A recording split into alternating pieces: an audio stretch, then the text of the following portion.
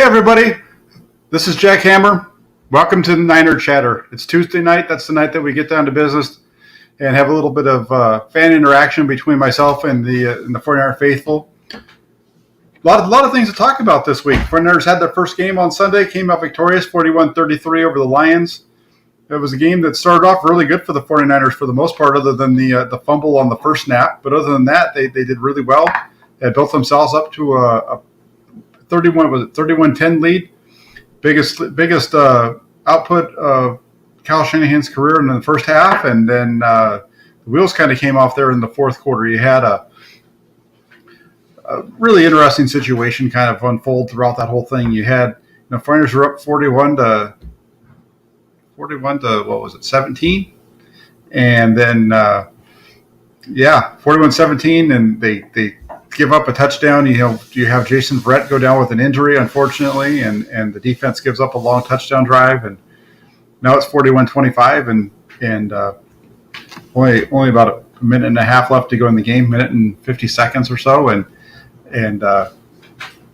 onside kick, and it bounces right off the face mask of George Kittle. Like he said, that's trash. That's an awful play. That's why you have him out there, is to catch that ball.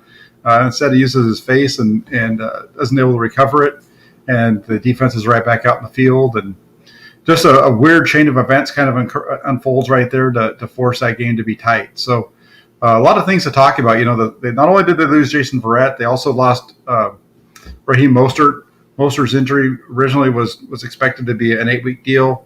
Then today he comes out and announces that he's going to be taking the year and getting surgery, and it's going to put him on the shelf for the rest of the 2021 season. So just a kind of interesting chain of events. Even with that whole deal, you had Mostert and Javon Kinlaw come out during training camp one day without even anybody really talking about it from the media standpoint, talking about how neither one of them are injured, so on and so forth. And then you have this injury occur to Mostert really after only 2 carries in the season. Tough break for him. Javon Kinlaw is not even active, and you just hate to see it. Hopefully for both of them, they'll be able to come back. The deal with Mostert seems interesting, though, considering they were thinking it was only going to be an 8-week deal, and then he shuts himself down for the rest of the season. Kind of leads you to think that there might have been something wrong with his knee earlier on, more so than that we thought. Otherwise, why would you shut it down, saying that you got to get it, fully taken care of before you're coming back? So we'll see what happens. Hopefully we'll get Jeremy. Hopefully he's out there today and he'll be able to tune in, because I want to see the bike on the wall, because that thing is a thing of beauty. And we got a couple of folks that are holding on here. So let's go ahead and start taking some calls. We'll see how long this lasts. It depends on how long you guys are calling in. I can go up to about 7 o'clock tonight. So we're going to get it fired off here though with Varuna. Varuna, how you doing, man? How you doing? I'm doing good. I'm good. I'm hanging in there. Okay, good. So first of all, about the game, I had like 5 takeaways, top 5 takeaways, but I'm not going to talk about all the 5, but there were 2 takeaways that I felt like important. First thing is like not just the game itself. Week 1 proved that we were right. We made the correct choice by drafting the quarterback, because right now with Kyler Murray, Wilson, and Matthew Stafford, man, when I saw the way Matthew Stafford played, I was like, oh my god, and I could feel the depression that Kyle Shanahan went through when he got to know that Matthew Stafford was open for a trade, and okay, then he is going into Rams. I mean, the worst possible scenario. If you are a head coach, that's the worst possible case that can happen to you. Even though Jimmy had a good game, I still believe, yes, we don't know whether Trey Lance is going to pan out as we expect, whether he's going to be good as any of the quarterbacks that we have. Like, I mean, not into the Mahomes scale, at least like somewhere within top 10 or top 15. We don't know, but still, I think that was a good move. The week 1 proved it. The second thing is our safeties. I believe they are really good, because I saw that basically the the Lions, DeAndre Swift, they just came through the middle, and Jimmy Ward was practically the last defender. So he always took care of DeAndre Swift, stopped the run, no any more additional yards gained through Jimmy Ward. And I believe you can correct me on this, whether this is just my observation, because I thought the first interception that Jared Goff threw during latter part of the second quarter, probably it was influenced by the previous play by Jimmy Ward and Tart, because during the previous play, Jared Goff had a lot of time in the pocket, but both the receivers, they were really well covered by Tart and Ward. So he went lateral to DeAndre Swift, gained no yards. So the next play, so he was just too desperate and threw that one, and we had the pick six. So those were like my two takeaways. So first of all, I would like to ask about your idea about our safeties. Do you think they are good? Whether my observation is something out of order? I think they're better than what they showed on Sunday. I think that they had a little bit of a rough game. I think some of that could be because Ward didn't play at all in the preseason. That was his first action, and Tart, he's just barely started practicing about a week before that preseason game that he did play a little bit of. But I think they're going to get better as the season goes along. Ward had I think Ward did okay, but I think he had a rough game on. He definitely had one really bad missed tackle in the open field, and I heard people talk about responded to me when I mentioned that, saying, "Well, that's a tough play." Well, that's why he's a free safety in the NFL. That's why he's making millions of dollars, to make that tackle, right? And he's not, and you need him to make that tackle every time. That's his job. That's his primary job as a free safety, is to be the last line of defense. So I think they're going to get better, though. I think they're going to get better as the season goes along, because they're both good players. As long as they stay healthy, we should see something better out of those two players. Okay. So my next question is, let's say the cornerback situation does not improve, even though we sign all these veteran cornerbacks. Is there a chance that we can move Jimmy Ward to a cornerback position and play some, maybe Hufanga in a safety position? Is that a viable solution or something crazy? No, I don't think it's. I mean, it's definitely, I think, a last resort type of move, right? Because I think you could move him down. You could move him to if you feel good enough with Hufanga at free safety, or Tart at free safety, or however you want to play it with those two guys. Sure, you could probably utilize him as your emergency cornerback, but I don't think that's a move that they're going to want to make right away. I think that's a move for later on down the road, because once you start doing that, that changes a lot of other things that you're trying to accomplish in terms of your interior slot coverage and tight end coverage. Okay. My final question. Now, I think we are already in panicking mode, seeing how well Kyler Murray played and Matthew Stafford are playing right now. Mm-hmm. We all know. And, right now we are thinking like, okay, we are losing Barrett, and there are 6 games within the division that we have to cover these receivers, good quarterbacks and etc. But do you think that it will be offset by some of the other performance that we are seeing right now? For example, Green Bay doesn't look very good at the beginning, and especially Titans and Colts, they are not looking good either. So we have an opening. Maybe we can offset some of these divisional games that we are going to have very tough games, mostly defeats. In the worst case scenario, we can offset those games by this Titans and Colts game, because we most of our preseason analysis, our predictions were based on even at 13-4 or 12-5 results, based on defeats to Colts, Titans. So what is your idea on that? I think the 49ers are going to be fine. I think they're going to win this week. I think that you've got the Packers, I think, are still a winnable game. I think that's maybe, that's a winnable game there. I really like the 49ers' chances still of starting the season off 4-0. I think that there's a little bit of panic mode because of what happened over the last 5 minutes of a game when there was a lot of things that went into that happening. I think the 49ers defense was better than people are giving it credit for because of what the final score ended up being. So I think the 49ers are still going to be able to take care of business. I don't really change too much right now. I think after week 2, once you get through this week, I think you're going to get a better feel for how everybody is. And then at that point, we'll be able to start to project out for the rest of the season, maybe a little bit more. If I'm answering your question correctly here, I think we just need, I think we're making too much off of week 1, both good and bad with the 49ers and good and bad with everybody else that they're playing against. So I just think we need to get through week 2, and then we'll start to see a little bit more of everything kind of starting to flatten out and reality starting to set in. Got you. So that's all I wanted to talk about today. Thank you very much for having me. Yeah, no, thanks. You had some really good questions. I would have liked to hear all five of your takes. I think you said that you're only going to give me a couple of them. You said you had 5 good takes, but then you only gave me a couple of them. I can go through the other 3 really quick. The first take was 49ers should evaluate the future of injury-prone players. Yep. It's a must. It's a must. The second thing is the 2-quarterback system is a fake. It's a lie. It's not a 2-quarterback system. It's just Jimmy. And I like it. If Jimmy is playing, he should be our QB number 1. That's it. Forget about Trey Lance.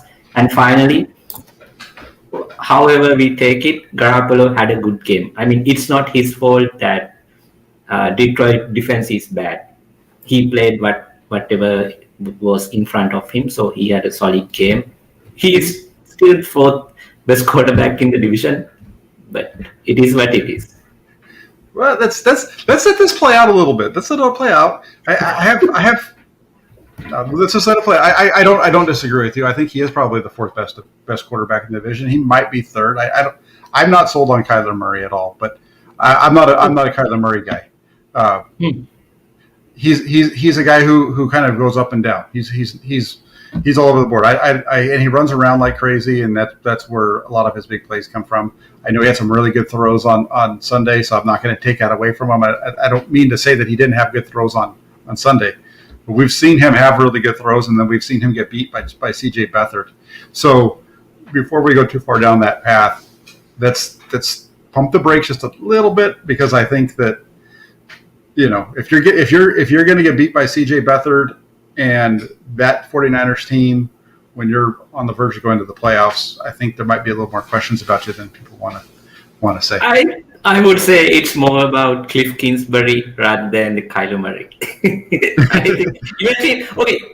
I'll ask a different question. What if Kyle Shanahan had Kyler Murray?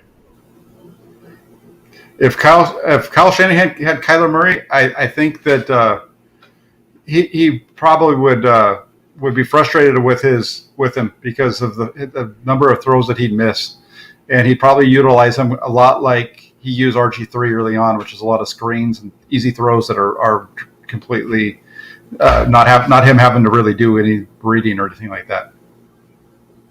Okay. Interesting. Like Piner says, Jack, this is going on the list. I think he's talking about me saying that Jimmy might not be the worst quarterback in the division, but we'll see. Yes. Yeah, that's a very interesting take. I mean, no disrespect to Jimmy, because I really think he played well. Yeah, I don't think he played bad. He's still maybe he might be the top 15 quarterback this year. I don't know. He can be. Yeah, we'll see. I mean, we got a long way to go for that. I mean, yes. All we can really say is that he played good week 1. If he keeps playing the way that he played week 1 against everybody else, then we're talking about a guy who's top 10 this season, top 10, right? Obviously top 10 in terms of numbers, because his numbers were very good. Can he keep that up? That's the question. We'll see.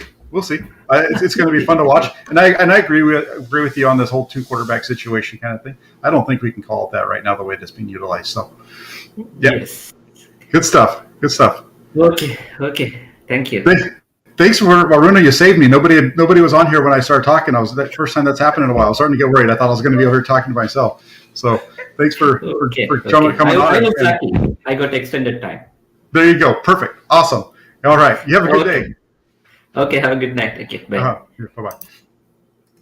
All right. That's a great call. I like talking about Varun. He's always a fun guy to talk to. Very informed caller. Writes for all 49er Sports Illustrated. So he's a great guy. Let's jump over to OG 49er. Hey, can you turn the sound down just a little bit because there's a feedback from the when I talk. How about now? A little bit more. How about now? Let's see. It's a little bit better. You know, you're probably my TV's on, so that's probably what you're hearing. No, I can hear myself. That's it, but it's not that bad down because you turned it down enough. Okay. Hey, Jack. Well, how's it going, man? It's good. It's good. How about you? I'm doing good. I mean, sorry about jumping out late, but I was at work and I seen you had a Niner chatter. Like, oh, perfect timing, so I didn't have to jump on. Yeah, no problem. I know it's a little bit earlier. That's why I like to try to start them a little bit later, but with the kids' schedules and everything, and they're with me this week, try to get done a little earlier. So what's your? I so agree with you. First off, that it's just one game. Everybody needs to calm down. There's going to be rust. There's going to be mistakes. Trust me. I mean, I've been there. I played football, and yeah, you're gonna make a lot of mistakes in the first game. So I know what it's like. So everybody just needs to pump the brakes, calm down. But there are some major corrections that need to be made, big time. But what's your thought about the Kirkpatrick signing? Hey, it's a veteran, and they need to have somebody that's in there that knows what they're doing. They couldn't take chances on guys like the Brian, whatever his name was last year, Brian Allen. They needed to have guys with some history. He hasn't played all that. Drake Kirkpatrick wasn't very good last year. I think that's partly why they signed Josh Norman first. But that's okay. I mean, I don't think he was brought on to play. I think he was brought on to be a backup.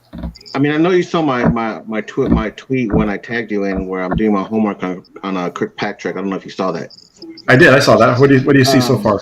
What I saw so far, I only watched one video. Just keep in mind, I watched one video. I got a chance tonight to watch a lot more. Tonight, I'm going to be watching a lot more. One thing that pops out is at the line of scrimmage, he is very disciplined. He doesn't really jam a lot. It's like here and there, not consistently like Josh Norman. The other part is he does play a lot of off coverage. Whatever you saw. I haven't really watched a whole lot of them, to be honest with you, because I've just been trying to keep up my stuff with the 49ers and my writing and stuff, and so I haven't really taken a look at him yet. And that's my bad because I don't really expect him to be a guy that they expect to play early on. So I haven't looked up a lot. I agree. He probably won't play right away. He might play right away, although if Mosley don't come back, he might. Maybe Josh Norman would jump in, but I would trust Josh Norman over Kirkpatrick right now if he does play early on. Well, I think it's going to be if Mosley's not able to go this week. I have a feeling it's probably going to be between Norman and Dante Johnson. And we keep talking about that. Not Dante, please, not Dante. We keep talking about that second cornerback position, and Ambry Thomas isn't even in the discussion, and he's one of the draft picks from this year. So that's kind of a bad deal too. Oh, Jack, you should have seen me on Sunday. There was 2 times I basically lost it in my house. Here's the first part. When Ambry Thomas, I'm not gonna lie, when he was a perfect position. I don't know, it was the fourth quarter. I believe towards the end of the fourth quarter, he was a perfect position, did everything right. Here's where the problem happened. He was running with the receiver. He turns around, doesn't look for the ball. He looks at the quarterback. It's like he's saying, "Did the quarterback throw it?" Yeah. And he got cooked. And I was like, "What are you doing? Look for the ball. Don't look at the quarterback. If you're playing man to man, everybody knows you play DB. Don't look at the quarterback. Locate the ball." The other part is, did you see how lazy that pass Jared Goff threw that fader on? I think it was a 2-point conversion on Dante Johnson. Did you see that throw? That lazy throw? Which one are you talking about? You talking about the touchdown? Yeah, that fade route, that back shoulder fade route. Yeah, he just kind of threw that one up there. It was a little lazy over the shoulder kind of thing. Dante Johnson. This is another part I screamed at. turn the bleep around. You had a chance. You could, if you turned around, that's interception right there. Why would you do that? I mean, there were Yeah. two times that I screamed at the TV. I was like, "What are you guys doing?" But here's the other part I was very impressed about: the offensive line, how they picked up the blitz a lot better. I mean, the preseason they were okay, they're improving, but they picked up the blitz a lot better. What's your thought? Yeah, I think that the blitz pickup. There's two things that go with that. I think one is Alex Mack being there at center. I think definitely helps that out. And then the other piece that goes along with that is Jimmy Garoppolo. He had a really quick release on Sunday. His average time to release was 2.51 seconds. And Tom Brady on Thursday night was at 2.5. So you're talking about getting the ball out of his hand really quick. So Right. that quickness of getting the ball out is helping those guys with that blitz pickup as well. I mean, even the touchdown was a blitz, right? And it was picked up good enough for him to get the ball out of his hand on that deep throw. That was the ball was ugly, and you can say what you want about that, but the ball got out. And I think the fact that it was underthrown is the only reason why it was a touchdown. It was a great play by Debo, right? But if that ball had been a perfect ball over his shoulder, I think he catches it and he's out of bounds. The ball being underthrown. What he says it was on purpose. I don't know if I believe that it was on purpose or not. But regardless, it was a beautiful duck. Let's put it that way. Now let's pretend, Jack. Let's pretend back to defense. Let's pretend. Sure. Let's say Josh Norman goes in, and let's say Mosley goes in. Here's a theory I have, and let me see if you agree or disagree. They could play man zone coverage all game, or even zone straight up. What do you think? Well, they could, but I don't think that you're looking at that situation. I think Deommodore Lenoir is going to be a starter all year long. I don't think he started week one just because of who they were playing against. I think he's going to be a starter. The other position is the one that's going to be under question this season. The reason why I think they're going to go zone man coverage is I think they're going to, let's just say, like I said, let's pretend Josh Norman starts. I think they're going to rotate the zone coverage to his side and let Lenoir go one-on-one. I mean, he has improved. I'll give Lenoir that. He has improved on his technique. What do you think? No, I think that they're going to, if you watch what they did on Sunday, they played a lot of zone. But I think a lot of that was because a lot of that zone came late in the game because they just ran so many. The percentage of zone was pretty high. I think it was like 65% I saw. But I think that's also because there was a lot of zone over the fourth quarter. Right. So I think the corners are going to be Lenoir and Mosley once Mosley's healthy.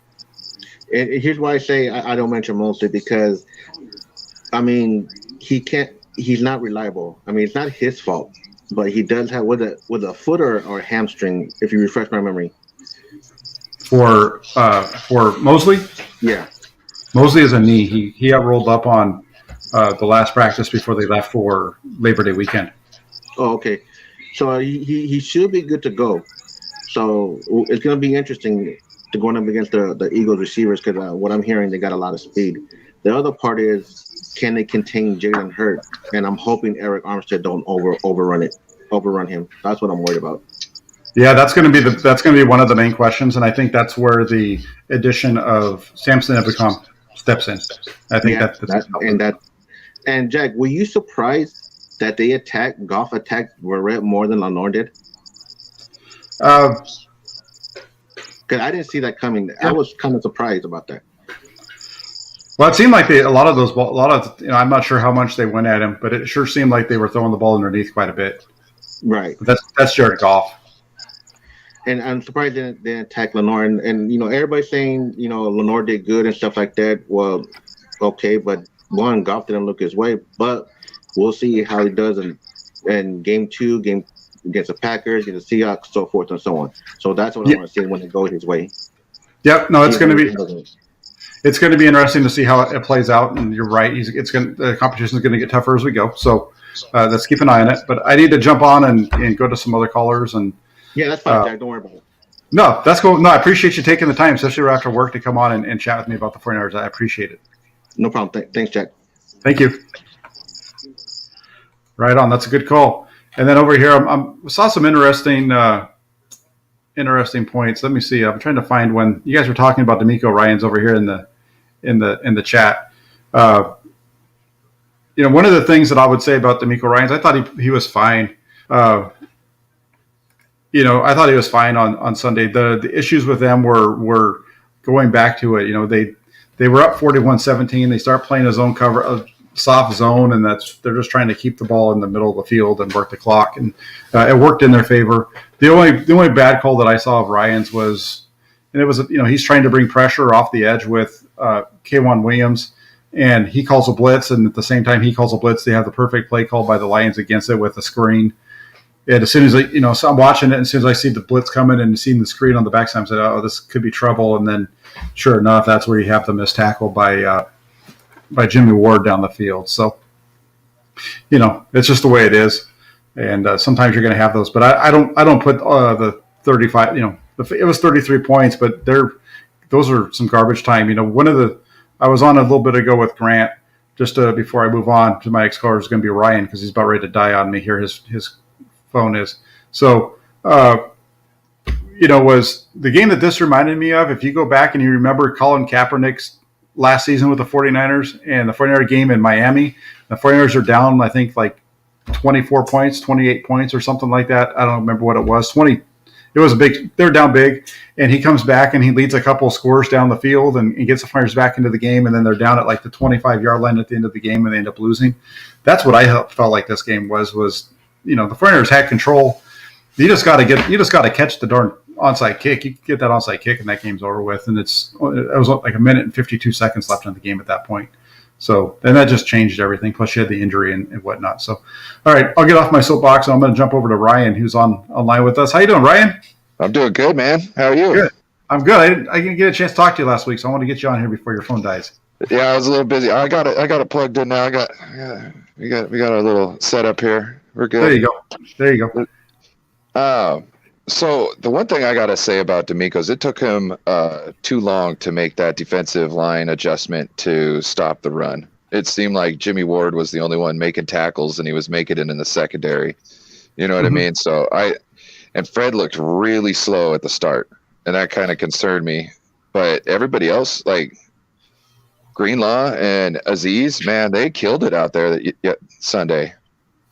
I think there's a lot of things that go into this run defense, and some of it is the linebackers are getting attacked at the second level because the offensive linemen or their defensive linemen, are just getting pushed out of the way. And Detroit did a good job of getting their offensive line up to the second level to those linebackers.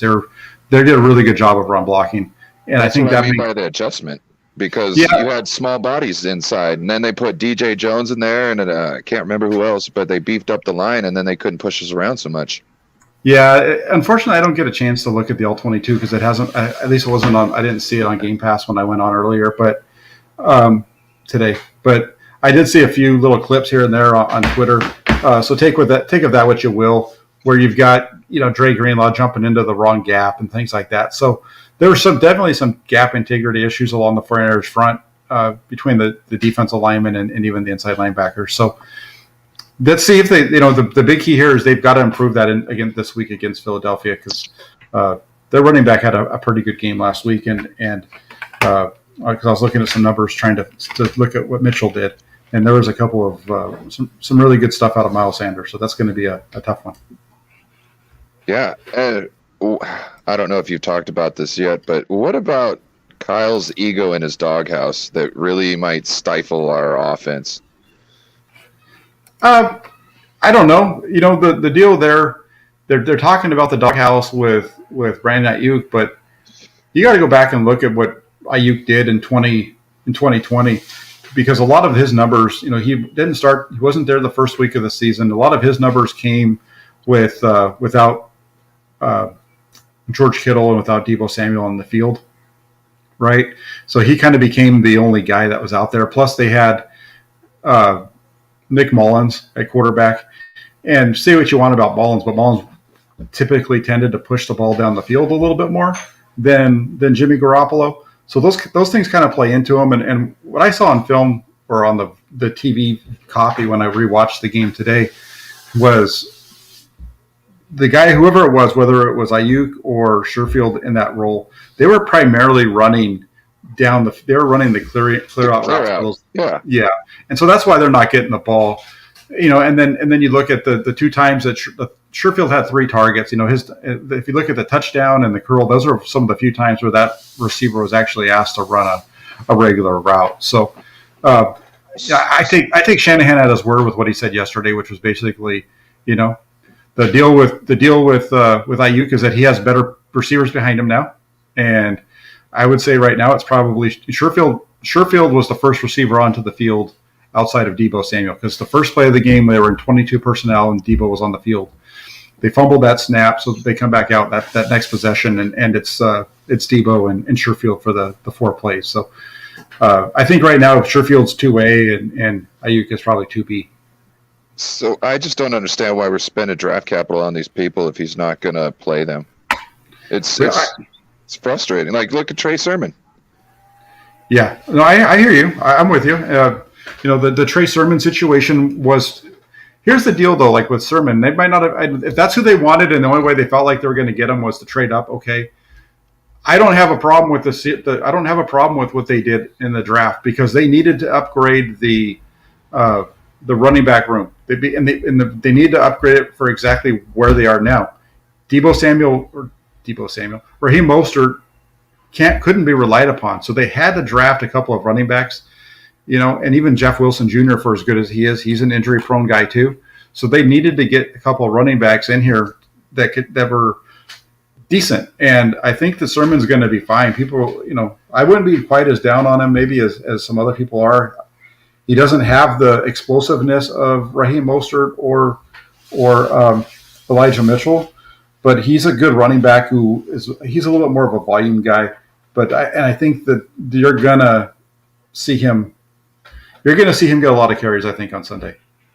Now, my last real question, because I don't know what else to ask after this, but okay. I really wasn't enthused on how Kyle drew up those plays for Trey to run. Yes. The pass play was great, but I thought it was really not very offensive genius to run Trey up the middle when his speed is better matched for the edge. Fake it up to the middle with the running back, let him go in there, and then use your speed on the edge, because he's got speed. And you don't need speed to go in between the tackles. You need to be tough. And we don't want our quarterback get banged up going between the tackles. I'm with you. I didn't like the way they utilized them. I would have liked to have seen them run a normal offense with him in the game. Put him back there and run your. You can run a zone read where he's working on the outside and you're still running your zone stuff with the running backs. There's all kinds of things that they could have done with them. I didn't like what they did in terms of, the first 2 plays I don't have a problem with. The first play didn't gain anything. I think it was only a yard. And then they scored the touchdown on the second. But what I liked about that was they were in the red zone. That's a good spot for them. They put them in a position to succeed. The other 2 times they're out in the middle of the field. What are you doing? I don't understand using him as your running back on 3rd and 1. Just if you're going to do that, just have him come in the game and hand the ball off to the running back. I think you have a better chance, because everybody's so focused in on him. Once he comes to the field, I think they pretty much know what's coming, and so it'll be interesting to see what happens with that down the road. Maybe they're trying to set something up for week 3 and 4, or 3rd and 20, and you do a zone read when he obviously can scramble out. Yeah. Bomb. You know what I mean? It just seemed idiotic. Yeah, no, I agree with you. I think it was that. I think it was right. That was right around the time when I started laughing and said, "Hey, it's Kyle, come on, man. Let's do something here a little bit different." So, did you watch last night's Monday Night Football game? I didn't see the first half of it. I watched mostly the 4th quarter and overtime. Okay, so did you see the Marcus Mariota run? I saw it. I did see that on Twitter. Yes. I thought that was kind of funny. It's like, oh, Gruden, huh? Can't be original. You're gonna have to try and steal something from somebody else's playbook. I thought that was hilarious. Oh yeah, no, there's all these guys in the NFL are doing that stuff though. So that's what and Shanahan even said that in a press conference about a week or 2 ago, where he was talking about everybody acts like you're creating something new, but everybody's not. This stuff's all been around for a while. Some of it's just older new takes on old stuff. Right, but it seems like all of a sudden they're dusting it back off because one did it. Yeah, no, you're right. That's what's happening. There's the second, that getting that athletic quarterback in the game is a trend right now. Now, one question: did you see that Jimmy Garoppolo fumble on the first play? I did. Did you see the slow-mo of it? Yeah. So, did you think also that it was on Jimmy and not Mac? It sure looked to me like it was on both of them. When I don't know. It's one of those things where it hits him in the hands. It looks like it hits him in the hands. It looked like it came up and hit him in the palm. He's already leaving though. Yeah, that's what I'm saying. Well, it looks like it hits him, and it just I'm not sure what happened there. That was a tough one. It looks to me almost like the situation like when a receiver the ball hits him in the hand, but he's already worried about turning upfield and running with it, and he drops it. Yeah, no, I agree with you. Yeah, that's what it looked like. Yeah, that's what I'm saying. I don't know if it was all on. You can't really see completely where the ball hits him. It looks like it hits him in the back of the hand where it's supposed to. So we'll see. Yeah. Yeah. All right. Well, thanks for calling in tonight. Yeah, you have a wonderful day, sir. You too. Shout out to Waruna. Yeah, exactly. That guy's a stud. He comes in here all the time and saves me. Oh, and also, Amin the Dream is going live in a little bit too. So once you guys are done here, go over and check out Amin the Dream. There you go. He's at 6:30, right? I think so. I don't know. It said 30 minutes a little bit ago, but okay. So we got about 20 minutes to go. We got a couple more callers. We have Chardal on the line and Swan Song. So I'm going to go to the goat first, and then we'll do the Swan after that, and then might wrap it up. We'll see where we are. Shout out to the goat. All right, man. All right. Have a good one. Peace. All right. So real quick, I got a question over here I want to hit. Corey, thank you for the donation. Do you see a scenario where John Lynch gets fired and Chris Sims takes over the GM spot? Sims is on the record that he has GM aspirations, and there is the Kyle connection. I do see a scenario where John Lynch gets fired. I think if the 49ers have a really bad year and this injury stuff keeps occurring, considering that Lynch was the guy who I think we can say it's his responsibility for bringing all these injured players back. I think that falls on his shoulders. And before Shanahan gets fired, it's going to be Lynch that goes first. So I do see a scenario where he would get fired. As far as Lynch taking over, Chris Sims taking over as the GM, I'm going to say no. And the reason that I say no on that, there's a couple of reasons. One is just the time that it takes for these guys to do that job. And I know that Sims says he wants to be a GM, but I think he's going to have to get in there and start doing more than just working on NBC Sports with the show that he's doing over there. I think he's going to have to get a little bit more involved before he's going to become a GM. Because even John Lynch was doing that stuff before, and I know Sims had done some work as an assistant coach and things like that. And Shanahan's even made the point that the time was just too much for him, that time commitment. I think if they move on from John Lynch, the next GM they're going to bring in is going to be a guy who's going to take control of the personnel department. And so it's going to be somebody that might not have the connection with Kyle. It's going to be somebody else who's going to come in and run that. And that's going to create a real interesting dynamic within the 49ers walls. So that's my guess there. So no to Sims, and it's going to be somebody that Kyle Shanahan might not like, because it's going to be somebody that's going to force him to take his players. So that's that one. And now I'm going to jump over. We've got two guys on the line. I got Chardal and Swan. I'm going to start off with Chardal. Hopefully he's here. There he is. Oh, look at, he's got the sunglasses on. His future's so bright. He's got to wear shades. Love it. You're on mute, Chardal. You're on mute. So, there you go. How's your day going so far? It's been good. How about you, Chardal? So I wanted to share some things. So, the San Francisco Giants want to start some good news for the show. So, the Giants just clinched a postseason berth yesterday, which was a really amazing accomplishment for the team. I mean, as a Giants fan, I can't be way more happier for them to accomplish that moment. They beat the San Diego Padres 9-1, and we're celebrating on the field, taking photos, wearing, just having a great time, and it's just such an amazing moment for a Giants fan to just. I'm really sad. I'm really upset that I wasn't actually at the game to experience that moment, but actually I watched it on TV, so at least I was able to see it for myself. Yeah, no, I hear you. That That's was an amazing moment for any Giants fan to actually see that, yep. firsthand. Yeah, if you're able to be in the stadium, exactly. Uh huh. Yep. So congratulations to the Giants on winning on clinching a spot in the playoffs. Now they need to get out there and clinch the division. That's next. Now I'm going to move over to the San Francisco 49ers and talk a little about that. So, Okay. what are your thoughts Shoot. of the team signing cornerback Dre Kirkpatrick, and do you think this was the right decision for the team to make? Yeah, I think it was a good decision to bring in a veteran. Kirkpatrick, I don't know how much he has left in the tank. If that was a move that was probably 4 or 5 years ago, it's a lot better. But he's a guy that can come in and play and give you a little bit of a veteran presence out there, and at least understand what's going on. And I think he's better than what they had last year.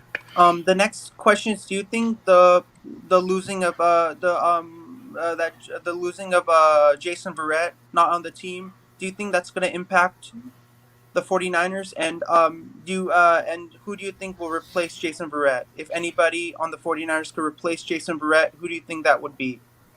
Yeah, no, that's a big loss, but they need Emmanuel Mosley to get healthy and be able to play the rest of the way, or at least as much as possible because of that. They still have 16 games to go, and they definitely need him to be healthy and be able to. They need Emmanuel Mosley to be the guy, and so you get Emmanuel Mosley, and then have Josh Norman backing him up, and you go from there. I think they'd be fine. The third question I have in relation to the 49ers is that what are your thoughts of Raheem Mostert, who is out for the season due to a season-ending knee injury, which will be very sad because he's a really great running back on the team, and he has skill and talent that he really brings every day he comes on the field. He brings that talent that the Niners need. So do you think that it will be a loss and a big blow to the 49ers community losing Raheem Mostert due to a season-ending knee injury? I do. I think it's a blow. It's one that he's a guy who has amazing speed and ability to take the ball, for big gains anytime he touches it. So losing that is a big hit. But fortunately, the 49ers running back room is pretty deep, so they should be okay. And the last and final question I have in relation to the 49ers, that the Eagles and 49ers game, which is taking place on, I believe, on Sunday, 9/19 at 10 a.m. in the morning. Do you think it's going to be a close game on Sunday morning football? And what's your score prediction? Do you think it's going to be a really close game where both teams are going to try and fight really hard, make it a really entertaining game? Yeah, I think it's going to be a good game. I think it's going to be tight. I'm going to say 49ers 2017, Eagles 7. 49ers 27, Eagles 17. And who do you want the starter to be for the 49ers? Trey Lance or Jimmy Garoppolo? Jimmy Garoppolo. And I was just saying that if any current Warriors player would make it into the Basketball Hall of Fame, who would it be? Steph Curry. Definitely Stephen Curry. Definitely, hands down, number one, Stephen Curry. Do you know anybody else make it other than Stephen Curry? Yeah, Klay Thompson would be. He'd be the only other one probably that's playing with him currently that you'd say might have a chance, but he's just been injured for so much that he's lost a couple of years here. And I think that's going to hurt his chances. So I think it's probably just going to be Steph that makes it off of this team as far as by himself. In the Basketball Hall of Fame, which former Warriors jersey would you like really to see in the glass case, where they have all the jerseys of all the former Warriors in the glass cases and their championship, basically all their jerseys hanging in the glass boxes? I think Wilt Chamberlain. Didn't he play for the Warriors when they were in Philadelphia? Yeah. Yeah, so I'd like to see that one. But last of all, I was really really great coming on your show, and I really like your content. You make really great content, and I just want to say keep doing all the things you do, and your channel is gonna be really popular, and you're gonna get a lot of subscribers who really wanna watch your channel. I hope so. Thank you, Chardell. I really like your channel, man, and I'm trying to start my YouTube channel too. So If anybody wants to subscribe to my channel, it's Shardul Gupta, Shardul Barrier Sport. My channel is called Shardul Barrier Sport.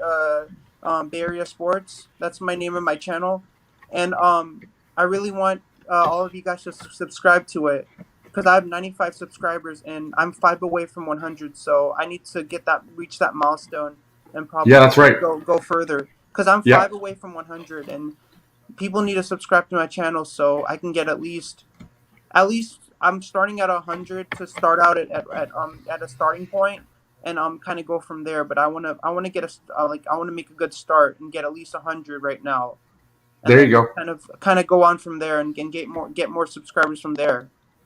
There you go. I agree with you. Before we all need to get over. If you're not already subscribed to Shardall's channel, subscribe to his channel. Help him out as well because he's a really good guy. Real fun follow. And then I have a question for you. We have one of our commenters over here has a question for you. So I'm going to throw this out to you. It's from Problem Bless, $4.99. I really want to, just like Grant said earlier, Problem. I want to know what that name represents. So put that in the comments. But Shardall, if you can meet anyone on the 49ers, who would it be? If I could meet any player on the 49ers, I would have 3. Okay. Number 1, Trey Lance. I love Trey Lance. I really want to meet Trey Lance and get a photo with him. Okay. Number 2, Jimmy Garoppolo. Okay. Number 3, Kyle Juszczyk. Okay, so you're sticking strictly with the offense. Then you're an offensive guy. You want the 2 quarterbacks and the fullback. Then that's your guys. Yeah, that's my nice. guys. There you go. Yeah. That's awesome, Shardall. But it was really great coming on your channel. And next time you go live, make sure to let me know when you go live next time. And I'll definitely, if I don't have anything going on, if I'm not busy, then I'll definitely hop on anytime. So make sure whenever you go live, just let me know. Sounds good. We'll do. Thank you, Shardall. See ya. All right, see ya. Peace. And then Problem Bless. Thanks for the donation, the $4.99. That's awesome. Thank you. All right, Shardall. Let me move you off. Hopefully we're gonna move on here. And Swan Song's been holding on. He's been the longest one holding on over here. So let's see if he's still around. He might have left. We'll have to see. I'm here. Are you here? Hello. Yeah, I'm here. What's up, Jack? Hey, how you? No, I hear you. How you doing? Yeah, pretty good. So, like coming into the season, there's a bunch of question marks about the teams, right? About the team. I would say there's 10 of them, right? And I won't name them all, but the first 2 questions that we got answered were, what's going to happen if Verrett, or how long is Verrett going to play, right? Or before he gets injured. And we got the answer that sucks. And then, Mostert as well, right? Like how long is Mostert going to last? So, I got to answer that. But I think they're going to be okay. Like after going, like, especially at running back, I think we're fine. You can put anyone, you can get a guy off the street, off the waiver wire, and this team is going to run. This team's going to get yards running, right? I'm glad that we have Mitchell because obviously he can hit that hole and go fast. He didn't even have to make a cut on that run. Like he didn't even cut. He just ran straight through. And he broke a nice tackle at the end of that run, which was nice. I think people are selling Sermon short. I mean, I don't know why he's benched. I hope it's not some weird thing. I mean, I know McDaniel's been on, record of saying that he likes the person. He really likes the person and that he's learning all that stuff. So I don't know what that's all about, but I like his game. I think, when they drafted 2 backs, they didn't want to draft 2 of the same type of backs, right? Like right. We even said it during camp, it's like you have one guy that's Raheem, kind of like a Raheem, and the other guy is more like a volume back, right? That's going to give kind of like a Tevin Coleman, but better, right? A younger Tevin Coleman, right? Yes. And that's him, and he can block as well. So I don't have any issue with Sermon. I can't wait to see him get going. I wanted to comment on the end of the game where people are like all freaking out, and it's like what you said. I totally agree. It's like if Kittle makes that catch, I mean, like, we're not even talking about this, and it was Shanahan freaked out once Verrett went down. That's natural, right? And they lost focus because they're bumming for this guy's literally crying. It's like as a teammate, of course your focus is going to be off a little bit on the game, especially when you have a 24-point lead. And sure, we need to, that's a good lesson to learn, right? But you know, the defense was fine up until then, other than like, the biggest concern I had with Kinlaw out, and I talked about it. I had talked about it on Twitter like the week before the game. Is like, dude, everyone's the 49er fans are so greedy with Kinlaw. It's like, yeah, everyone wants him to have a pass rush, of course, right? Like, who doesn't, right? But what he provides, he's kind of like McGlinchey, but on the line. But instead of McGlinchey plays every game. Kinlaw doesn't, right? So that's where the bummer is, right? Is that he's probably going to have this knee issue all season. Who knows? Maybe his career, but without being so bummed out. But so I knew that was going to be concern. I go, hey, if we can stop them, we can stop the run, we're going to be fine. And then, of course, the first quarter of that game, they're gashing us, right? They were like, oh my God. Right. And then, D'Amico makes some adjustments. I know he started loading the box more. I noticed that he took Givens out and started putting in, Jones and Street more. Street looks like a beast. It looks like he can actually do both, right? Like he's stocky enough to where he can add some value to the run support as well. But and then I'll finish it off with like, I tried when entering a season, I always try to get the pulse of a team to kind of know, where they're at, what the weaknesses are and what is possible. Like if they're going to win a championship or not, you know what I mean? Like that, of course you're not going to know at week 1, right? You as a fan, for me, I always see, okay, what are the weaknesses? What are their strengths? And with the Lions, we didn't learn much on the offensive side because, like, as you noticed, everyone was open. It seemed like every time that there was, I mean, sure, there was some plays that had to be made, but for the most part, if you look, every time that Debo or Kittle caught the ball, they're like soft coverage. It's so easy, other than that one, 50-50 ball. I think Jimmy played fine. I think he made some good throws, some accurate throws. He tapered off a little bit in the second half with some of his throws, like some of the ones that were a little bit behind,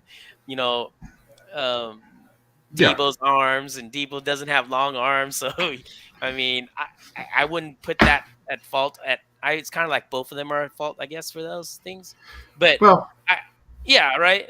You know what I mean? Like, they weren't a great pass, but Debo has a chance to make that catch, too. Garoppolo tailed off a little bit in the second half. Yeah, he did. He had that one little throw. It was supposed to be like just a one-step slant, quick slant to the inside to Debo, and he just didn't get that one out of his hands. He just basically shot-putted that one over there, and it was out in front of him too much and dropped it. Stuff like that. And then the blitz pickup, like, when the guy blitzed, the only sack that he suffered, when there was a guy like free on the right side, he was doing his cadence. He was looking to the left, but he didn't look right. So he didn't see that guy coming. Like, there's no way Brady makes that mistake. I'm not saying I'm comparing Garoppolo to Brady, but you get what I'm saying. Like, he didn't even see that guy as he was doing his cadence because he was busy looking to the left side. Yeah, there's a couple of things on that sack. The 49ers started to get a little predictable in their play calling because they were running those play action. It was those play action balls over the middle were coming out on second down. And that's kind of what the situation was there. Plus, you have Juszczyk motioning over.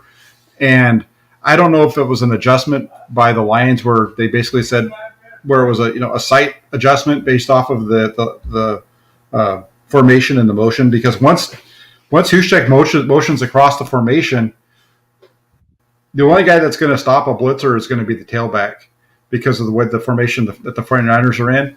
And so, when they run that play action, Garoppolo doesn't have a chance. So if I don't think based on what you're saying and what I remember seeing, I don't think he recognized the blitz pre-snap that guy was going to be coming off the edge. But that guy did kind of step up close toward, didn't really show it till right before the snap. So what do you do with that? Do you audible into something else, or you just have a quick hitter or something, or you just take a sack? Well, you don't want. I mean, if you had the ability to catch it before the snap than you do an audible, obviously. But I don't think that he caught it. And once Hushek goes in motion, that's all of a timing thing, right? It's almost like when they run the jet sweep. When they run that jet sweep, there's a point in time when that guy starts running across the formation that ball's going to be snapped regardless of what the defense does. And so it's kind of similar to that. I think that they just timed it up and Garoppolo, that's the only time in the game Garoppolo didn't have a chance, because the rest of the game, the other times that he was rushed, he did a pretty good job of moving around. He got that one couple blitz plays where a guy in the face and he did a dump off to Hasty, I think. That was a big one, because that was a 3rd and 10 play, I think it was, or something like that, and they blitzed him, and he was able to see it and get the ball to his hand. So that was a nice one. Yeah. But he had the one sack, and the other one you can call the grounding probably should have been a sack too. I mean, he did a good job of having a bounce, making that guy bounce off of him and shaking free, but he didn't know what the heck he was going to do with the ball once he got free. So kind of knocked him down there. Yeah, I'm not too Garoppolo did a good job. I mean, let's put it this way: if he didn't have a good game against that team, it would have been bad. It would have been really, really bad, right? But he did. He had a good game. He parred the hole. You know what I mean? So that's great. I think the defensive line is as advertised. They did a freaking amazing job, other than stopping the run. But the pass rush was there, and that's gonna help. That's gonna help our secondary issues, right? Just like Bay Area Baller had mentioned on Grant's show that, hey, in 2019, we didn't have Rhett. And we had Sherman, but we were playing zone. It's not like Sherman did a lot of man. I mean, he did well that year, but it's a good pass rush can mask a not optimal secondary. So that's a good thing.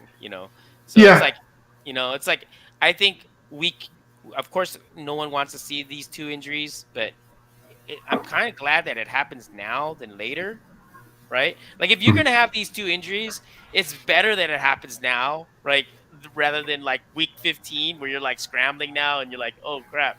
At least now the secondary that's going to play, they're going to get experience. They're going to get all this time to get experience. Hopefully we win games, and we will. We have a relatively soft schedule, and we're lucky that we have a bad Green Bay team that we're going to be playing, because they don't have their star left tackle. So we're getting them at their weakest, right? And hopefully when Seattle gets them or Arizona gets them, that they'll be strong and desperate, right? So that's good for us. But so I'm looking forward to this next game. I think this game is so important now, right? Especially the way that Jalen Hurts is playing and how they're doing. I think, right? Because don't you think that the offense that they're running right now with Jalen Hurts is repeatable? It's not like, you know what I mean? It's not like he had averaged less than 4 air yards. Yeah, well, it was a lot of dinking and dunking and whatnot. I'll take a little bit closer look at that one as probably tomorrow. But no, I think this is a game that the 49ers can win. I think there's a lot, like I said earlier in the show, I just think there's a lot of overreaction to one game in so many different ways across the league. And I don't think that Philadelphia is as good as people are giving them credit for. I don't think Green Bay is as bad as people are giving them, knocking them for either. So it kind of goes all over the board. The 49ers are going to win this game if they come out and play to their potential. The one thing, and you mentioned that you're talking about all the, how they overcame the injuries and so on. And all I kept hearing about last year was how the 49ers should have been a playoff team if they just had a quarterback, right? I mean, even though they had all the injuries, they didn't have Nick Bosa, they didn't have D Ford, they had Richard Sherman hobbling around on one leg, and he was replaced, and this and that, and all these, Deebo Samuel's in and out of the lineup, Raheem Mostert's in and out of the lineup, and Brandon Ayuk is doing okay, but he's missing some games too, and whatever. And Garoppolo's out for the whole second half of the season, and all I kept hearing was that the 49ers would have been a playoff team last year if they just had a competent quarterback play, right? Yeah, you heard that too, right? Yeah. Okay. Well, the 49ers have Jimmy Garoppolo now, and he's competent, I think.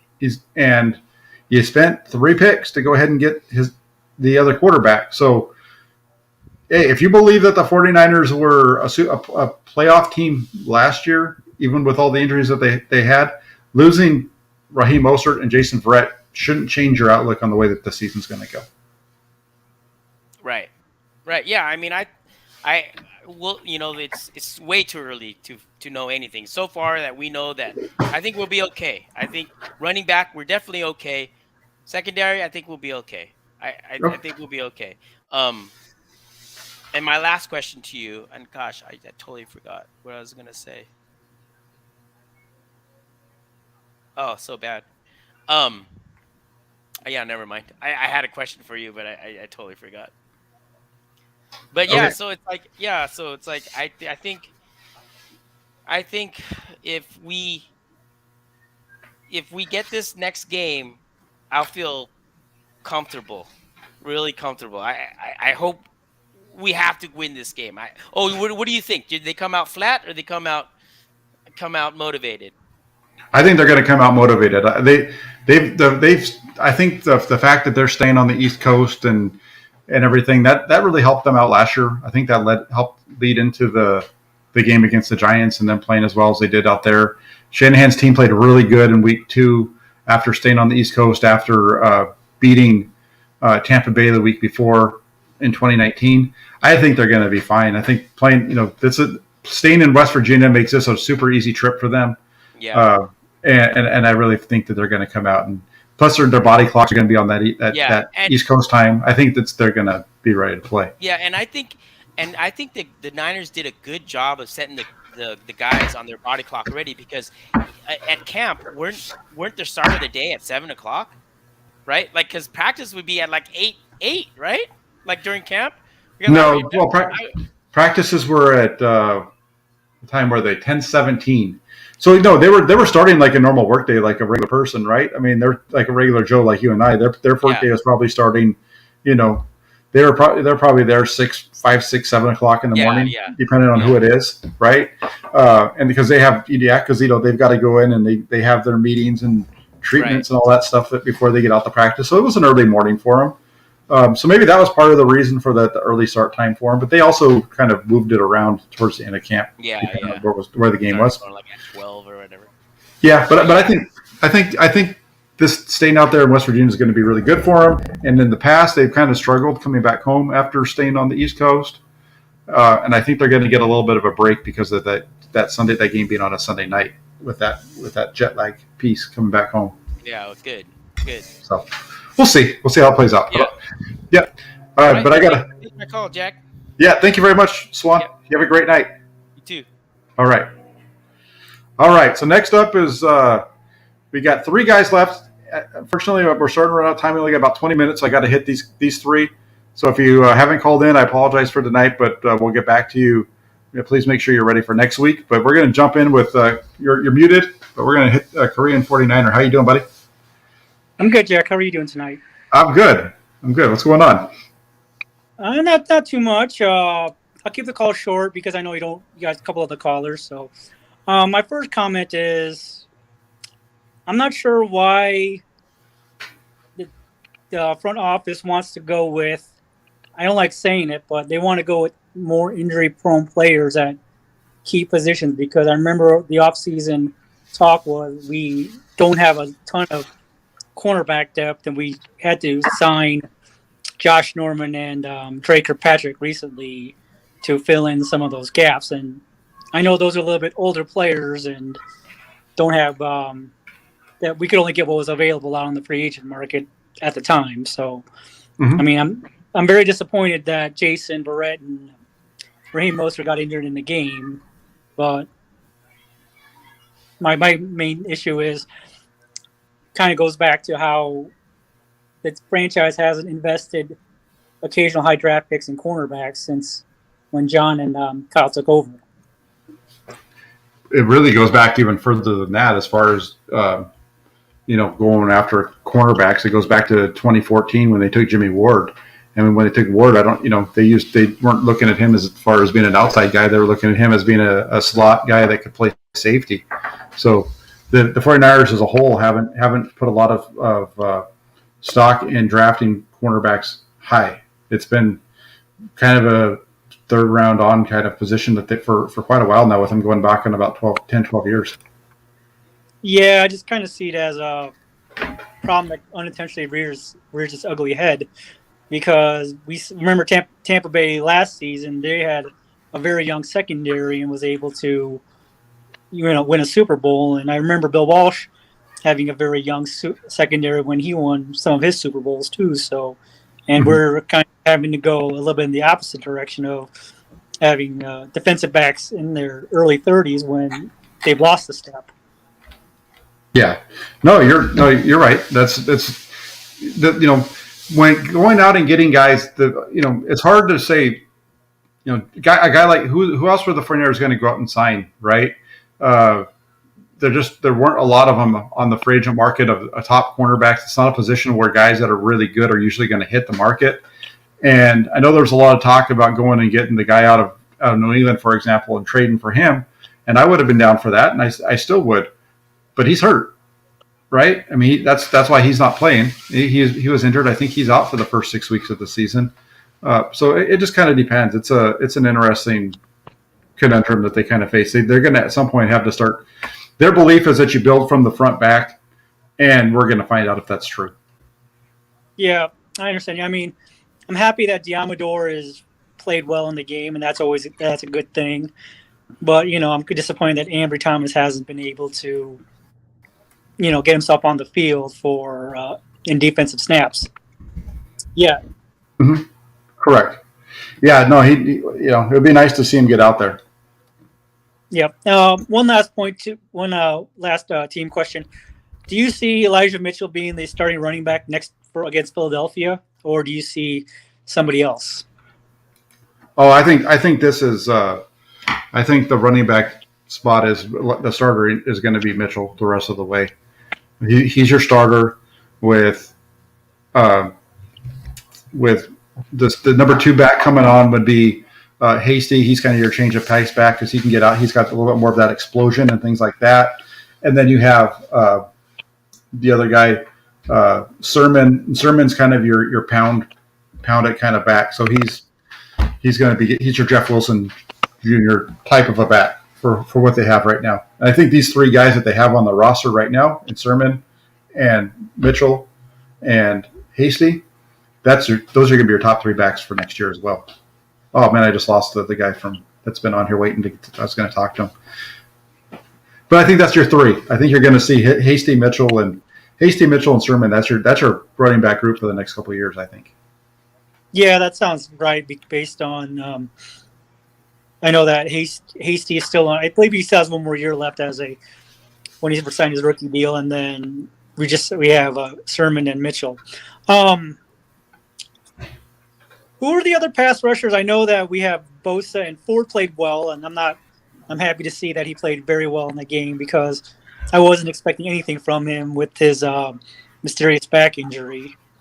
Mm-hmm. And I thought that Sewell for Detroit played rather well outside of that one sack he gave up when they moved him to left tackle after Taylor Decker got hurt. Yeah, no, I think the other pass rusher is Samson Ebicom. He had a good day.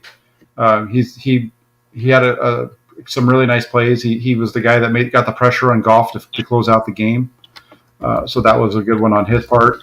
Kentavious Street is a much better interior pass rusher than Javon Kinlaw, but with Street you're losing a little bit of the run stopping ability, so it's a little bit of a catch-22 there. But I would say that Street's really good. He played, he showed very well for himself on Sunday.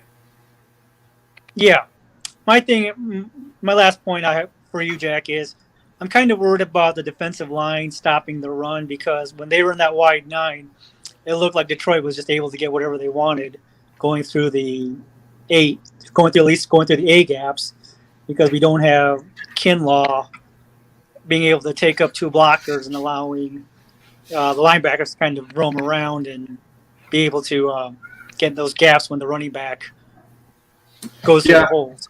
Yeah, and there was some other stuff that was going on too. Like I said, there was some gap integrity issues at the linebacker position, not named Fred Warner. So that's stuff that unfortunately, I haven't been able to see the all-22 film yet, which is why I haven't done the show on that. But hopefully, Game Pass will get that up there, and I can watch it and break it down for you. I've just seen little clips here and there on Twitter. Yeah. So. Yep. Thank you for taking my call. I know I'm usually first or second, but this past weekend I had a charity event I helped out at, and had a pizza party for that event tonight. Okay. So awesome. No, that's awesome. That's a good deal. So no, thanks for calling in. I'm glad you're able to hop in before the end of the show. Thank you, Jack. I appreciate you taking my call. No problem. Thank you. Thanks for having and you have a good night. All right. You too. Bye.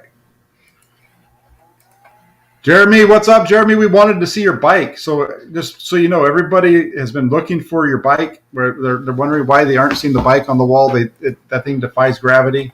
It's the magic bike. Everybody wants to see it. So you need to make sure you're on here next week. Real quick, Tommy says, Aaron Banks was a reach. Why not Samuel Jr.? Hey, that goes back to my comment earlier about the way that the 49ers build the roster. They build from the inside out, front back, and that's the reason for it. And, here's a little story about Aaron Banks. If anybody, the people that are frustrated with Aaron Banks, you got to go back and you got to look at what's happened to Penei Sewell in Detroit. In the whole run up to the game, the discussion around Penei Sewell was how poorly he was playing and how the 49ers defensive line was going to just trash this guy. You got to remember, he was a left tackle during his time at Oregon. They were trying to make him a right tackle, and he was struggling throughout preseason with it. Without even playing left tackle during any of the preseason games, they put him over there for week one, and he does a pretty decent job against Nick Bosa. I wouldn't say that he dominated Bosa, but he did a pretty darn good job for a rookie making his first start in the NFL. And, the 49ers are doing the same thing to Aaron Banks. Aaron Banks was a left guard during his entire career at Notre Dame. They're trying to turn him into a right guard, and it's taking longer than they expected. And it's a harder process than they were expecting it to be for him. So a little bit of patience with him, and I think that that might work out. The Asante Samuel Jr., I get it, especially with where the 49ers are now. I'm just giving you an answer as to why I think that's the situation. So, all right. So I got 2 more calls. I got 13 minutes to do it. And I'm going to start with, I have Gavin and somebody else. I don't know who this guy is. So I'm talking over here in my chat. So I'm going to go see who he is. It's BPS. Yeah, so what's up, Jack? Hey, how you doing? I'm doing great, man. I'm not a Niners fan. I'm just going to clarify that. I'm an Eagles fan. I'm the Oh, no. Okay, hold on. See, no, I'm just kidding. How you doing? How you doing, man? It's gonna be a great week, man. I can't wait. Okay. Yeah, I like what the Niners are doing over there. I'm a little worried, because y'all have a good run game, and if our defense somewhat even lets go of just coverage or something, Debo or Ayuk can get, really explosive down the field. And that's something you'd have to account for. But I'm not really worried because of that, because we held Calvin Ridley to 3 catches last week. And that's very hard to do with the deep threat guy like that. So, yeah, man, I think this is going to be a lot closer than people think. A lot closer, especially if the Lions came back on y'all. Which shouldn't have happened. I still think we should make it a little bit of a closer game. Okay. No, I think the 49ers are going to win this game. I don't think they're going to be up 41-17 at any point in this game. I think it's going to be a tighter game. I like somebody asked me earlier to give a score prediction, and so right now I'm saying 27-17. That seems like a close game to me. I think you guys are a ways away from being able to being one of the top teams in the NFC. I think that doesn't mean you're not going to be one of the top teams in the NFC East, because that division doesn't have the strength that it used to.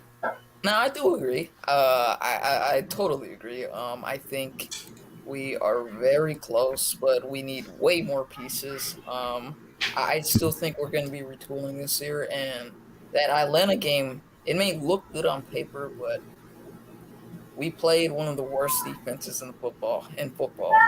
So you're going to look good, like really good, when you play one of the worst defenses in football. So I got to say the Eagles make this game closer, still lose, but just make it a little competitive, just for the fun of it.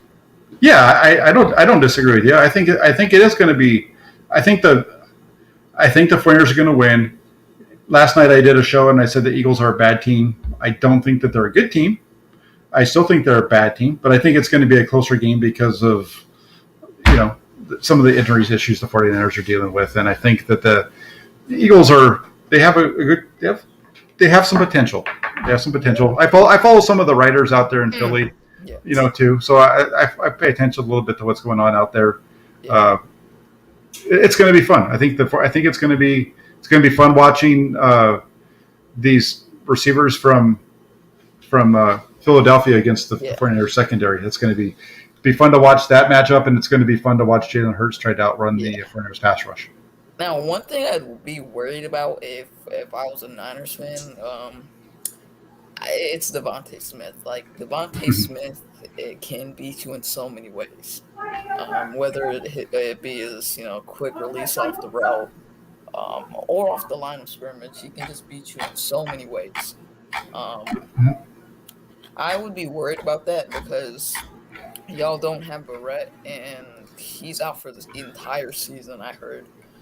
Yes. And Mosley, he can do a good job on Devontae Smith because I think that's where Mosley goes now, covering Devontae Smith for most of the game.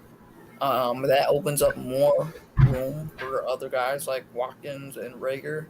That is a little worrying, but I think if your defense causes somewhat pressure on Jalen Hurts, I think you should be able to win the game. But if it's a competitive game, I could see it being more of a defensive battle, honestly. Yeah, no, I think I think there's going to be some more scoring and stuff, but it's going to be fun to watch. Yeah. Yeah. 100%. So I got a question for you. Okay. Yeah. So how do you think Jimmy G plays in this game? I think Garoppolo is going to be fine. I think the whole deal with Garoppolo is he needs to get the running game going. He kind of needs to have a little bit of help from that group in order to be able to utilize the play action, because if they get the run game going, the play action is what opens up the middle of the field, and that's where he's at his best. And at the same time, you've got guys like George Kittle and Deebo Samuel who play really well into what Garoppolo can do, because they allow Garoppolo not to have to throw the ball down the field to make big plays. On Sunday, the first throw from Garoppolo, I believe, was a little dump off in the flat on off play action, boot action to George Kittle. And it's like a 6-yard throw, 5-yard throw, and then Kittle takes it 23 yards. So it looks like a 23-yard completion when it's just a little dump off that he's doing all the work. That's not a knock on Garoppolo. That's just who the 49ers are. Mm-hmm. Yeah. So my last question for you is, like, do you still think the Niners will use Lance in like that still QB system way, that 2 QB system way, where they just put him in here and there, like we did last year with Jalen Hurts? We threw him in there here and there, but that was more like for gadget type plays, I think. Do you think Lance just gets thrown there for a couple touchdowns, maybe? Yeah, I think that Lance is going to probably play somewhere in the neighborhood of 5 to 10 plays, something along. The only way I think he plays more than that is if you have a blowout. Mm-hmm. Yeah, 100%. I'll say it's like maybe like 27, like 20 or 22 game. I could see that. Because I could see the Niners get really hot in the first half, and then they may steam off a little. They may cool off, and then we get into the flow of things. But yeah, thanks for having me on, Jack. Hey, no problem. It's fun to have you. It's fun to have. It was good to have you on. Somebody from the other side to come in here and cut it up with a little bit. So I appreciate you. I appreciate you jumping on and not being afraid to talk about the Eagles with us. Yeah, man. Hopefully it's a great game for everybody. Niners fans and Eagles fans. But you have a good one, man. I will. You too. Thank you very much. There we go. Hey, look at that. We were behind enemy lines. Everybody made it out okay. That was fun. A lot of fun. I think the 49ers are going to win. Told them that. He didn't get angry with me. He agreed with me. But I agree with him too. At the same time, I think this game's going to be closer than we might have originally thought. But Mariners are going to win. I'm a little cocky right now, but we'll see. That might change as the week goes on. One more caller, last one. We're saving the. I don't know if we can say this is the best for last, but it's the worst. It's the worst. Get out of the chat right now. The show's over, guys. The show's over. What's going on, Jack, my friend? Not much. How you doing, Gavin? I'm awesome. I'm on top of the world, mate. I'm on top of the world. Just busting to talk some 49ers with you, bro. So awesome. Yeah, right. So my first question is right. Did the 49ers get the captains right this season? Yeah, I think. I mean, I know. I think you're asking me that because Kyle wasn't one of the captains, right? but they're fine. I don't know who do you disagree with? Who do you think that Hushek should replace? Raheem Mostert was the right call. Making Raheem Mostert the captain was the right call. Boy, that might be one that you could go against, especially now, right? Maybe now they give the captaincy to Juice. That's my next question. What's going to happen with that captaincy now? Will it just be void, or will somebody have to step up and fill in? They don't think you have to have X number. I think it depends on the team with how many captains you have. But I think it'd be cool if they did another vote and kind of replace that spot just because that player is not able to play. It's not a knock. It's not a knock on Raheem Mostert to replace his captaincy. No, well, if he's not fit and he's not healthy and he's not on the field, then he can't be a captain, can he? Right. Exactly. Yeah. So right, my next question, right here, from what you saw week 1, right? Does Mike McGlinchey have the stones to turn the season around and prove everything that Grant Cohn said about him was wrong last season and that he is viable tackle in the NFL, right? So it's either yes, Mike McWall 2021 or no, same old McSloppy. I'm going to say that right now he looks like Mike McWall. I mean, you didn't hear his name at all on Sunday. He had some really nice blocks. Especially in the run game, but you didn't hear about him a whole lot in the pass game. I think he had one pressure allowed. Garoppolo's moving a little bit better. Garoppolo's moving the best that he's moved since he got here. He's moving at that. I think he's moving around at about that same pace as what we saw in 2017, early 2018. Definitely better than 19 than last year, right? So that's going to help out. That's going to help out McGlinchey as well. The fact that his quarterback's able to move around a little bit. So. I so far so good for him. It was a good first start, and what we'd seen from him in the preseason hadn't been all that bad either in the games. I know he got beat a lot of practice, but practice is practice, and that's where you work on some things that to make yourself better. So, hey, at least he was out there getting the reps. I never saw Javon Kinlaw get a rep in one-on-one. Well, that's it, yeah. Mike McGlinchey's standing tall this season, hopefully. Do you mean? And I think he's taken everything everybody has said on board. And I've been saying it all off-season. Mike McWall's mouth firing. I have said it all off-season to everybody. Mike McWall is going to come out and do well this season. I just want to say that this Dan Britton was a little bit like. Do you mean, right? So my last question before we go, right, is right. If Kyle Shanahan is such an offensive genius, right, and everybody was banging on in the off-season, right, about all these plays, Kyle Shanahan is going to dial up for Trey Lance, right? And every play, apart from the first play, right, against the Lions, right, every other play he dialed up for Trey Lance was garbage, right? So, how is he such an offensive genius? Explain that to me. You know what? I'm not going to argue with you on it. I've been a guy who has questioned Kyle Shanahan's offensive genius since he was hired. I don't. He's a good offensive coordinator. I don't look at him as a genius. I mean. He does it. He's done a good job of the best thing that you can really say about him, and you hear everybody talk about it, is the way that he marries up his run game and his pass game, so that the pass looks like the run, and that's why his play action game is so good and it's accurate. Yeah. But I don't think he's breaking the mold in doing that. I mean, I'm not going to toot my horn, so I'll leave it at that. I just don't think that. I think that if you're a good offensive coach, when you're building your play action game, you look at what you're doing all the time in the run game, and you make sure that you have good, solid passing concepts that come off of those plays, because that's how you that's how you are able to take advantage of the defense. I don't think it's an earth-shattering thing that he's doing at all. What's your thoughts on him keeping Brandon Ayuk in the doghouse? Yeah, the deal on Ayuk is that Trent Sherfield had a heck of a preseason, a heck of a camp, and Ayuk, he was really good last year. He had a really good start to camp. He kind of tailed off a little bit towards the middle. He had some drops in the game.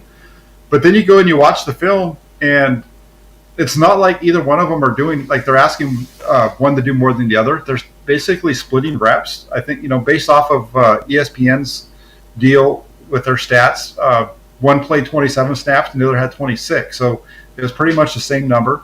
And there was only, between the two of them, they played, 53 snaps. Yeah. So out of those 53 snaps that they were on the field, there was only 3 targets between those two guys. And it just so happens that they all went in this game to Sherfield. That position when I watch, I haven't seen the all 22. Just looking at what I've seen from the TV stuff, it sure seemed to me like those guys are running a lot of deep routes to open up the underneath stuff for Debo and for Kittle, and that makes sense when you consider who the quarterback is, especially with the way that your running game is working, and then you can play action off of that. It opens up all that stuff. So I don't know if he's in the doghouse as much as he just was at last year. Maybe we were wrong on him. Maybe last year part of the reason he put up such good numbers was he was the only guy, right? Because Debo was hurt so much, and Kittle was hurt so much, big fish in a small pond. Yeah, think of it in terms of like the NBA, right? In the NBA, sometimes you have a guy who you watch him play and he's putting up 30, 40 points a night, and then he signs a big free agent contract to go sign with another team, and everybody gets upset with him because he's only scoring up 20. Well, what's happening is he's not getting the volume of shots that he was getting before, because now he's no longer even though he might be the biggest name on the team, he's not the best player because he was so much better than everybody else on a bad team, right? And so maybe that's what Kyle Shanahan said yesterday too. And if you go back and look at the numbers from last year, it kind of bears that out. Yeah, right. But before I go, I just want to give Slay a big shout out, right, for him to come on the caller before me, right, and the way he did, right. An Admiral fan. He's not like a dog, right? He has a scrub. He's a medium, right? Big Slay, right? Big up yourself, bro. You mean man, you. And also, I want to plug Shawdall's YouTube channel, Shawdall's Bay Area Sports. Let's go, right? Oh, Jack, did you know that the 49ers watch Grant Cohn? Right? Because I got Juice Crack's agent's number earlier. I did. And got Shawdall to call him, right? And conveniently, conveniently, his agent was out of the office. That's funny. But they're watching.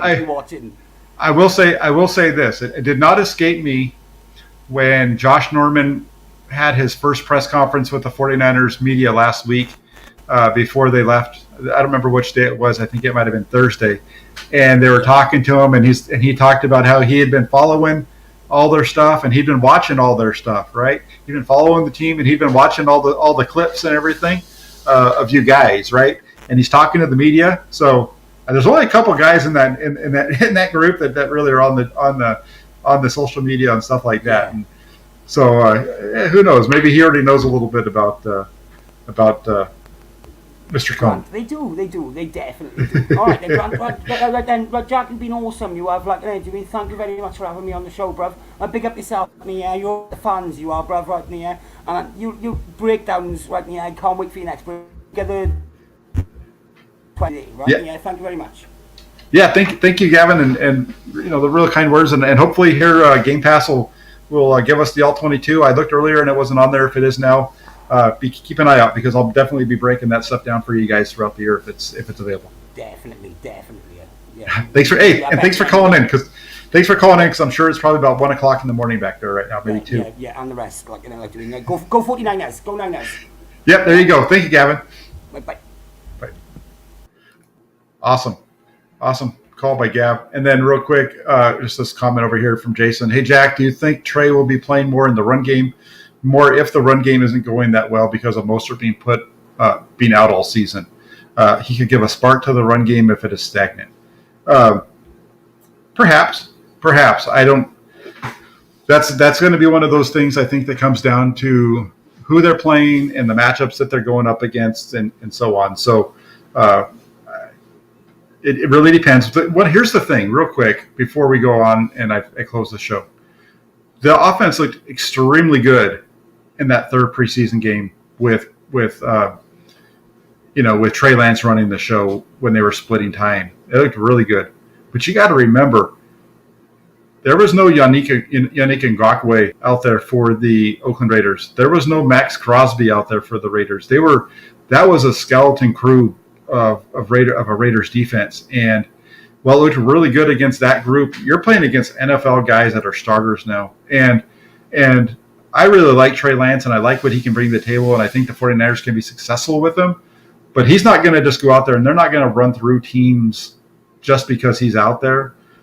It's going to be helpful, and I think you're going to see some really good stuff out of him. I think they can throw the ball with him a little bit more maybe than they've been doing. It's just going to be fun to see what happens with that whole Trey Lance situation. But and I called for it. I said that he should be starting. Now his running ability and the added dimension that he brings is why I had said I would have started him, right?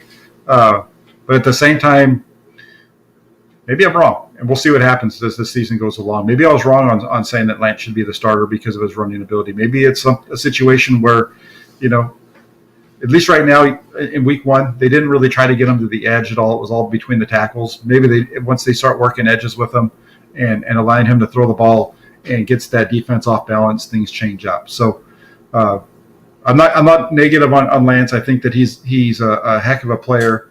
I just want to see how he develops throughout this year.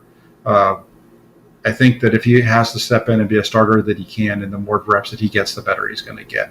So that's my take on Trey Lance. So that's it for tonight. It's a little after 7. We went for about an hour and a half. I want to say thank you to everybody that joined on the calls.